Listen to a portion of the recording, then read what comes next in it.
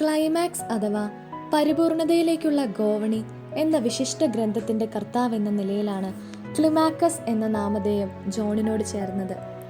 ഇദ്ദേഹം 524 പലസ്തീനായിൽ ജനിച്ചു. സമർത്ഥനായ ജോൺ 16-ാമത്തെ വയസ്സിൽ ലോകത്തെ ആർഭാടങ്ങൾ ഉപേക്ഷിച്ച് സന്യാസം വരിച്ചുവെന്ന് മാത്രമല്ല, 22-ാമത്തെ വയസ്സിൽ സീനാ മലയിൽ തപോജീവിതം നയിക്കുവാനും തുടങ്ങി. മർട്ടിനിയൂസ് എന്ന ഒരു സന്യാസിയുടെ ശിക്ഷണം സ്വീകരിച്ച് മലഞ്ചെരുവിൽ ഒരു പർണശാലയിൽ താമസമുറപ്പിച്ചു. ആത്മപരിത്യാഗവും മൗനവും എളിമയും അനസ്യൂതമായ പ്രാർത്ഥനയും വഴി ദൃശ്യമായ ആ ഗിരിയിൽ നിന്ന് അദൃശ്യനായ ദൈവത്തിങ്കിലേക്ക് ആത്മാവിനെ ഉയർത്തിക്കൊണ്ടിരുന്നു. ജോണിന് 35 വയസ്സുള്ളപ്പോൾ ഗുരു മരിക്കുകയാൽ വേറൊരു ഗുരുവിൻ്റെ ശിക്ഷണം സ്വീകരിച്ച് അദ്ദേഹം തോൾ മൈതാനത്തേക്ക് നീങ്ങി. ശനിയാഴ്ചയും ഞായറാഴ്ചയും മലഞ്ചെരുവിലുള്ള പള്ളിയിൽ പോയി ദിവ്യബലിയിലും മറ്റ് പ്രാർത്ഥനകളിലും ജോൺ പങ്കെടുത്തിരുന്നു.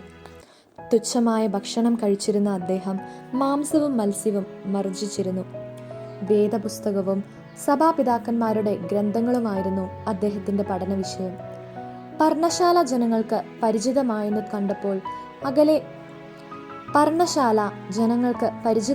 കണ്ടപ്പോൾ അകലെ പാറക്കെട്ടിലുണ്ടായിരുന്ന ഒരു ഗുഹയിൽ പ്രാർത്ഥനയിലും ധ്യാനത്തിലുമാണ് ജോൺ സമയം ചെലവഴിച്ചിരുന്നത്. പലരും ജോണിന്റെ ഉപദേശങ്ങൾ തേടി ആശ്വാസം പ്രാപിച്ചിരുന്നു. അസൂയാലുക്കളായ ചിലർ അദ്ദേഹം നീണ്ട പ്രഭാഷണങ്ങളിൽ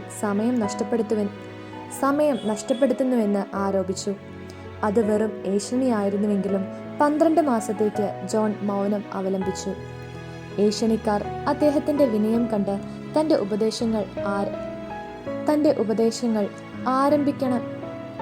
ഉപദേശങ്ങൾ ആരംഭിക്കണമെന്നാവശ്യപ്പെട്ടു.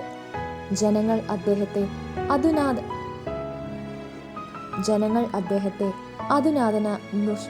അതുനാദന മൂശയായി പരിഗണിക്കാൻ തുടങ്ങി. പർണശാലയിൽ അങ്ങനെ 40 വർഷം താമസിച്ചു. 75-ാമത്തെ വയസ്സിൽ അദ്ദേഹം സീനാ മലയിലുള്ള സന്യാസികളുടെ ആബട്ടായി തിരഞ്ഞെടുക്കപ്പെട്ടു. അക്കാലത്ത് അനേകരുടെ ആവശ്യപ്രകാരം പരിപൂർണതയെപ്പറ്റി ഒരു ഗ്രന്ഥമെഴുതി. അതാണ് അദ്ദേഹത്തിന്റെ 2-ാമത്തെ പേരിന് കാരണമായ ക്ലൈമാക്സ് എന്ന ഗ്രന്ഥം. സ്ഥാനമാനങ്ങൾ വ്യഗ്രചിന്തകളിലേക്ക് മനസ്സിനെ ആനയിക്കുന്നുവെന്ന് കണ്ട് മരണത്തിന് സ്വൽപ്പം മുൻപ് അദ്ദേഹം സ്ഥാനമൊഴിഞ്ഞ് ധ്യാനനിരതനായി. 605 മാർച്ച് 30 അദ്ദേഹം ദിവംഗതനായി.